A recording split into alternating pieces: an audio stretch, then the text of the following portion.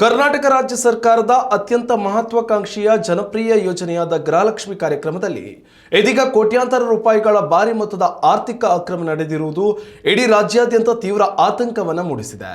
ಬಡ ಮತ್ತು ಮಧ್ಯಮ ವರ್ಗದ ಮಹಿಳೆಯರನ್ನು ಆರ್ಥಿಕವಾಗಿ ಸಬಲೀಕರಣಗೊಳಿಸಿ ಸ್ವಾವಲಂಬಿಗಳನ್ನಾಗಿ ಮಾಡುವ ಉದ್ದೇಶದಿಂದ ಜಾರಿಗೆ ತರಲಾದ ಈ ಯೋಜನೆಯ ಮಾಸಿಕ ಧನ ಸಹಾಯದ ಹಣವು ಸದ್ಯ ಅರ್ಹ ಫಲಾನುಭವಿಗಳಿಗೆ ತಲುಪುವ ಬದಲು ದುರದೃಷ್ಟವಶಾತ್ ಈಗಾಗಲೇ ಮೃತಪಟ್ಟ ನೂರಾರು ಮಹಿಳೆಯರ ಬ್ಯಾಂಕ್ ಖಾತೆಗಳನ್ನು ನೇರವಾಗಿ ಸೇರುತ್ತಿರುವುದು ಇತ್ತೀಚಿನ ತನಿಖೆಯಿಂದ ಬಹಿರಂಗವಾಗಿದೆ.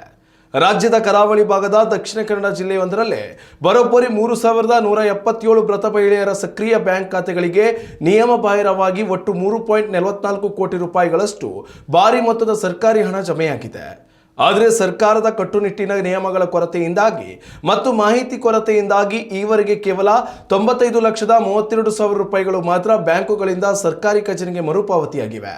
ಸಾಮಾನ್ಯವಾಗಿ ಪ್ರತಿ ತಿಂಗಳು ಪ್ರತಿ ಕುಟುಂಬದ ಯಜಮಾನಿಯ ಖಾತೆಗೆ 2,000 ರೂಪಾಯಿ ಆರ್ಥಿಕ ನೆರವು ನೀಡುವ ಪ್ರಕ್ರಿಯೆ ಇದಾಗಿದೆ. ಆದರೆ ಮೂಲ ಫಲಾನುಭವಿಗಳು ಮೃತಪಟ್ಟಾಗ ಅವರ ಕುಟುಂಬಸ್ಥರು ಸಂಬಂಧಪಟ್ಟ ಇಲಾಖೆಗೆ ಸೂಕ್ತ ಮಾಹಿತಿ ನೀಡದ ಕಾರಣ ಹಣ ವರ್ಗಾವಣೆ ತಾನಾಗಿಯೇ ಮುಂದುವರೆದಿದೆ.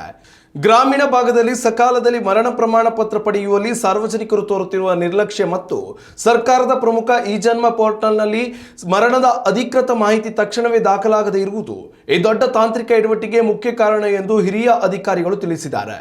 ಈ ಗಂಭೀರ ಲೋಪದೋಷವನ್ನು ಸಂಪೂರ್ಣವಾಗಿ ತಡೆಗಟ್ಟಲು ಇದೀಗ ಮಹಿಳಾ ಮತ್ತು ಮಕ್ಕಳ ಅಭಿವೃದ್ಧಿ ಇಲಾಖೆಯು ತಳಮಟ್ಟದಿಂದಲೇ ವ್ಯಾಪಕ ಜಾಗೃತಿ ಹಾಗೂ ಪರಿಶೀಲನೆ ಆರಂಭಿಸಿದೆ.